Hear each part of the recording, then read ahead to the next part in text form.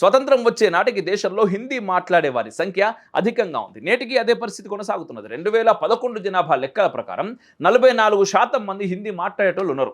8% బెంగాలీ, 7% తెలుగు, 7% మరాఠీ, 6% తమిళ్, 4% ఉర్దూ, 5% గుజరాతీ, 4% కన్నడ సహా మరో 15% ఇతర భాషలు కూడా మాట్లాడేటోళ్ళు ఉన్నారు. కేంద్ర ప్రభుత్వం పాలన సాగించడానికి ఏదైనా ఒక మాధ్యమం కావాలి.